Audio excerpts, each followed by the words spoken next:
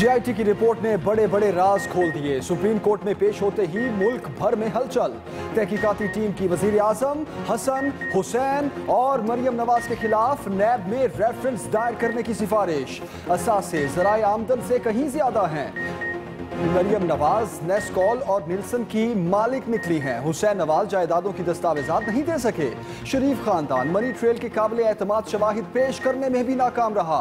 Offshore companies में कतरियों की सरमायाकारी साबित नहीं हो सकी।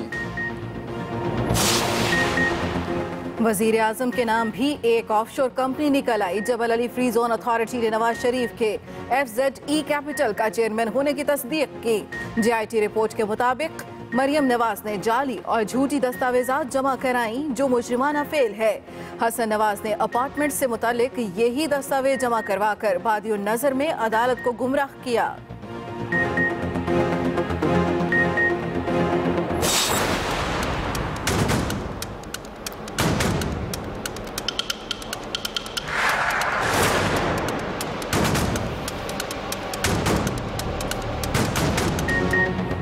बेकायदा तफसीलात लंदन की हिल मेटल कंपनी UAE की कैपिटल FZE कंपनी से की गई। बरतानिया की कंपनीज नुकसान में थी लेकिन फिर भी भारी रकूम की तरसील में मसरूफ थी। ये बात कि लंदन की प्रॉपर्टीज इस बिजनेस की वजह से थी आंखों में धूल झोंकने के मुतरादिफ है। ऑफशोर कंपनीज को बरतानिया में फंड्स की तरसील के लिए इस्तेमाल किया गया। इन फंड से बरतानिया में महंगी जायदादें खरीदी गईं। रिपोर्ट में राज फाश।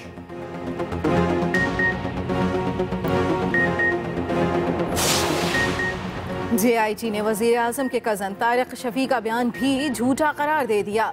सन 2001 से 2 के दौरान आहली स्टील मिल्स के स्क्रैप मशीनरी दुबई से जद्दा नहीं भिजवाई गई। UAE हुक्काम ने तारिक शफी का दावा गलत करार दिया। SECP में रिकॉर्ड टैंपरिंग का मामला। सुप्रीम कोर्ट के हुक्म पर चेयरमैन SECP के खिलाफ मुजरिमाना मिसकंडक्ट का मुकदमा दर्ज। इल्जामात साबित होने पर 7 साल तक कैद की सजा हो सकती है। FIA रिपोर्ट में संजीदा इल्जामात हैं। जफर हिजाजी ने मातहतों को डराया और धमकाया। जस्टिस एजाजुल एहसन के रिमार्क्स। जस्टिस अजमत सईद ने कहा कि जफर हिजाजी ने मातहत अफसरान को गिलगित और जेल भेजने तक की धमकियां दी। अब देखना है टैंपरिंग किसके कहने पर हुई। सुप्रीम कोर्ट ने दी न्यूज़ की खबर को बराह रास्त तौहीन अदालत करार दे दिया। मीर शकील रहमान, जावेदुर रहमान और अहमद नूरानी को शोकॉज नोटिस। जंग ग्रुप से 7 रोज में जवाब तलब। चैनल्स को इश्तेहारात देने की तफसीलात भी तलब कर ली गई। जिसने स्टोरी फाइल की वो छुप कर बैठा है। जस्टिस अजमत सईद के रिमार्क्स। जस्टिस एजाज अफजल ने कहा अहमद नूरानी ने 2 मरतबा राब्ते की कोशिश की। जवाब के बाद दोबारा राब्ता करने की जुर्रत कैसे हुई। जीआईटी की तहकीकाती रिपोर्ट को डब्बों में लाया गया। बॉक्स के ऊपर सबूत का लफ्ज दर्ज था। सरबराह जीआईटी वाजिद जिया ने 10वीं जिल्द को फरीकैन के हवाले ना करने की इस्तदा कर दी। फरीकैन रिपोर्ट पढ़ें और दलाइल दोहराने नहीं, जस्टिस अजमत सईद का हुक्म।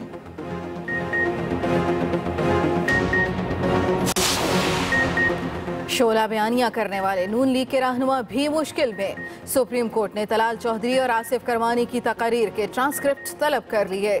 जीआईटी और अदालत को धमकियां देने वाले तमाम हुकूमती रहनुमाओं के बयानात की तफसील भी मांगी। फवाद चौधरी ने दरख्वास्त की आबिद शेर अली और आला सनाउल्लाह के नाम भी शामिल करें। जस्टिस अजमत ने जवाब दिया क्यों ना आपके बयानात भी तलब कर लें।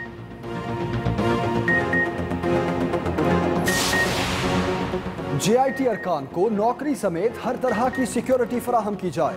सुप्रीम कोर्ट का हुक्म। अदालत की इजाजत के बगैर किसी किस्म की कार्रवाई नहीं होगी।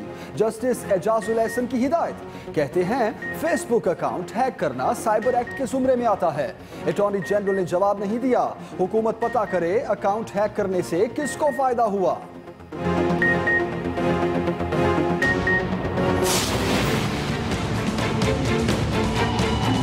गेम सेट एंड मैच खत्म हो गया। अब किस दिन इसने छोड़ना है वजीर आजम हाउस? इनके सारे खानदान को ECL पे डालो। प्राइम मिनिस्टर के जूते पॉलिश करने वाले ये स्टूजेस, ये भी सारे जिम्मेदार हैं, ये अकम्प्लिसेस हैं। नया पाकिस्तान ये बिल्डिंग्स और मेट्रो से नहीं बनता, ये है tip of the iceberg. Aahista Aahista इस कौम को पता चलेगा इन्होंने 30 साल में कितना लूटा है।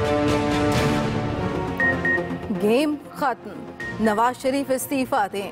रिपोर्ट आने पर कप्तान के तेवर मजीद बिगड़ गए। पूरे शरीफ खानदान का नाम ECL में डालने का मुतालबा। कहते हैं वजीर आजम और हुकूमती वुज़रा ने इंसाफ के रास्ते में रुकावटें डाली। सुप्रीम कोर्ट में IB का किरदार भी सामने आ गया।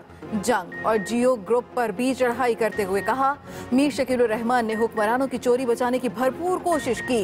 गैर जानिबदार मीडिया की जदोजहद को खिराज तहसीन भी पेश किया।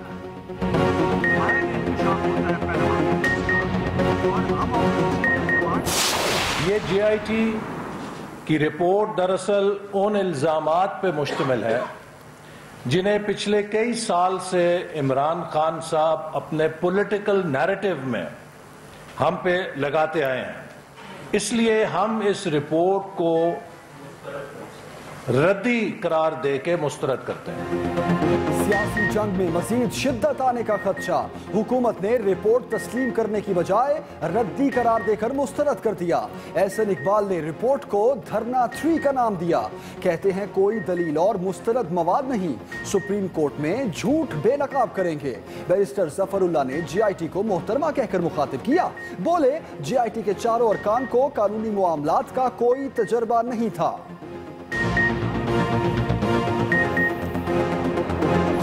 सोर्स रिपोर्ट्स पे रिसार किया गया, ड्राफ्ट्स पे निसार किया गया, डॉक्यूमेंट नहीं, साइन डॉक्यूमेंट्स नहीं, ड्राफ्ट के ऊपर। ये विच हंटिंग है, ये इंसाफ नहीं है। अदालत उस्मा में अपना मौक़िफ़ पेश करेंगे और भरपूर मौक़िफ़ पेश करेंगे और ये जंग जो है तमाम हाथों पे लड़ी जाएगी।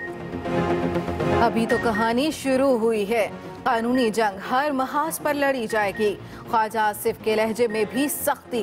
कहा सुप्रीम कोर्ट पर पूरा एतमाद है।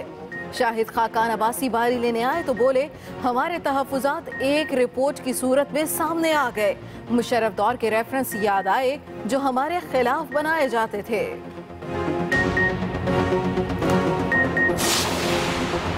वज़ीर आज़म के गिर्द घेरा तंग। Chairman Peoples Party Bilawal Bhutto ने भी नवाज शरीफ से इस्तीफे का मुतालबा कर दिया। कहते हैं फैसले में ताखीर से बहरान को दावत दी जाएगी। शाह महमूद कुरैशी और अपोजिशन लीडर खुर्शीद शाह में आज मुलाकात होगी।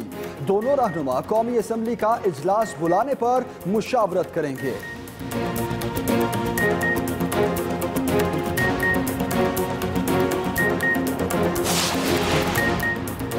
जमीन तंग करने की धमकियां देने वाले निहाल हाशमी पर जमीन तंग। सुप्रीम कोर्ट ने फर्द जुर्मायत कर दी। हिसाब लेने वालों तुम्हारा यौम हिसाब बना देंगे। ये इशारा किसकी तरफ था? जस्टिस अजमत सईद का इस्तफसार। ये तौहीन अदालत नहीं, शैतान को भी वार्निंग दी गई थी।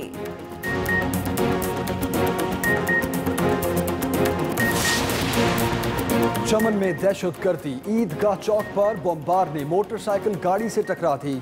DPO कला अब्दुल्ला, साजिद मेहमान, गनमैन समेत शहीद। पुलिस एहलकारों समेत 19 अफराद जख्मी। हमले में 8 किलो धमाका खेज मवाद और बॉल बेरिंग इस्तेमाल किए गए।